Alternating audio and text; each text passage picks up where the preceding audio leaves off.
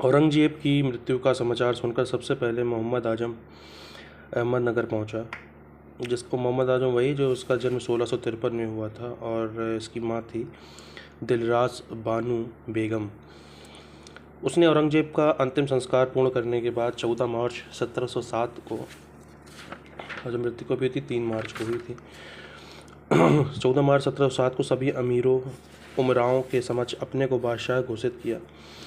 बादशाह घोषित करते समय आजम खां को सभी प्रमुख अमीरों का समर्थन प्राप्त था। विशेष रूप से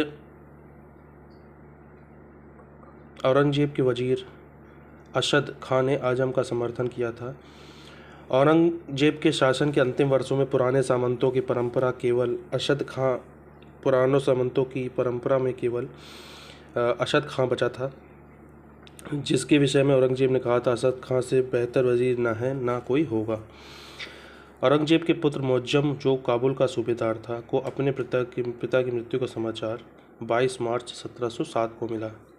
उस समय वह पेशावर के पास जमरूद में था, मतलब उसको लेट मिला, कुल मिला के 14 मार्च तक सब कुछ हो चुका था।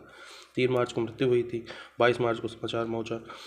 मोहम्मद मुअज्जम आगरा के लिए रवाना हुआ तथा पुल ए शाह दौला पहुंचा, जहां उसने अपने आप को बादशाह घोषित किया और बहादुर शाह की पदवी धारण की। आगरा के लिए रवाना हुआ, पुल ए शाह दौला पहुंचा और वहां पर बहादुर शाह की उपाधि धारण करी, बादशाह घोषित किया।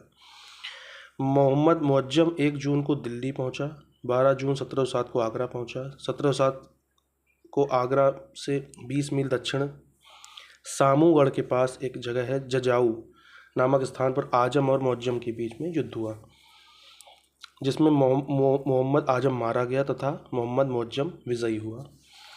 उधर काम बख्श, जो बीजापुर का सूबेदार था, ने प्रभुता के सभी लक्षणों को धारण करके गुलबर्गा और हैदराबाद सहित महत्वपूर्ण स्थानों पर विजित कर लिया।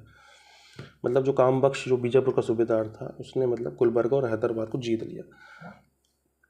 3 जनवरी 1709 को मुअज्जम तथा काम बख्श के बीच हैदराबाद के निकट युद्ध हुआ, जिसमें काम बख्श पराजित हुआ और मारा गया। पहले काम बख्श ने उतने एरिया जाकर जीत लिया था, जो कि बीजापुर का सूबेदार था। अब फिर 3 जनवरी 1709 को मुअज्जम और काम बख्श के बीच युद्ध होता है हैदराबाद के पास, और जिसमें काम बख्श पराजित होता है और मारा जाता है।